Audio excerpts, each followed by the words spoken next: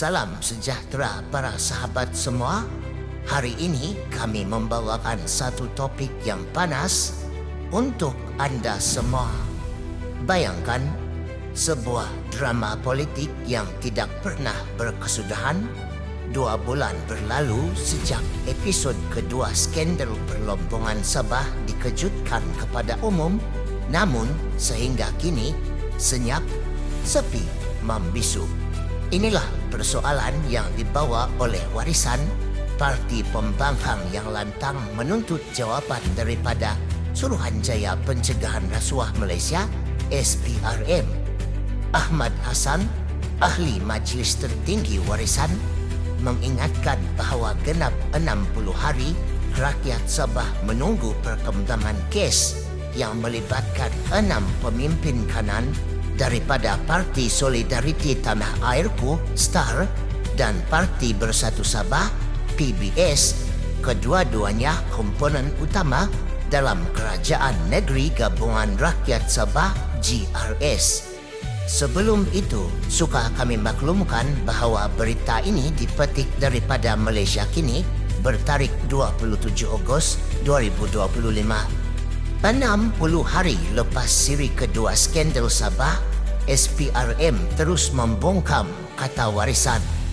Warisan terus menghitung hari sejak tercetusnya siri kedua skandal perlombongan Sabah yang mengaitkan 6 pemimpin kanan dari Parti Solidariti Tanah Airku STAR dan Parti Bersatu Sabah PBS, 2 komponen utama dalam Kerajaan Negeri Gabungan Rakyat Sabah GRS.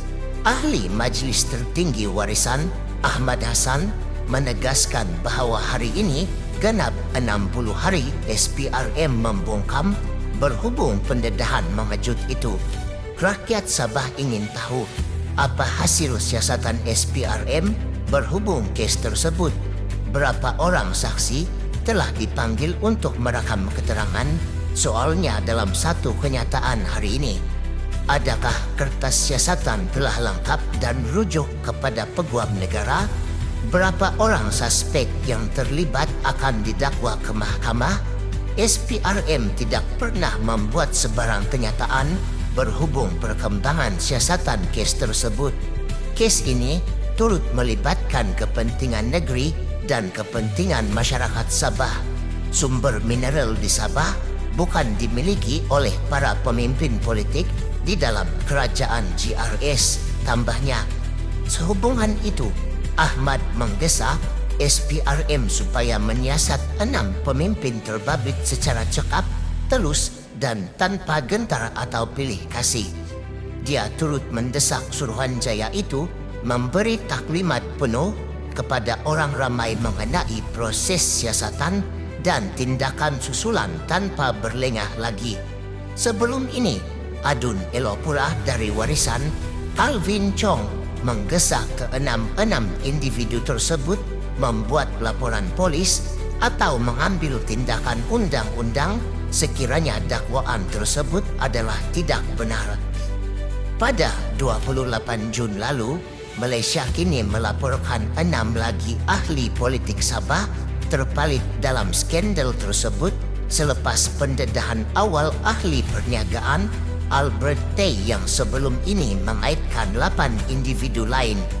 6 yang dinamakan ialah Presiden STAR merangkap timbalan Ketua Menteri 1, Jeffrey Kittingan, 2 timbalannya, Elron Alfred Amin, juga Menteri Belia dan Sukan Sabah, dan Robert Tawik merangkap Pembantu Menteri Kerja Raya Negeri. Pemangku Presiden PBS merangkap timbalan Ketua Menteri 2, Joaquim Gunsalam, bekas Presiden Maximus Ongkili, serta timbalan Presiden parti itu, Jahid Jahim, juga Menteri Pembangunan Luar Bandar Sabah. Sumber mendakwa jumlah rasuah yang didakwa melibatkan 6 individu berkenaan mencecah hampir RM4 juta.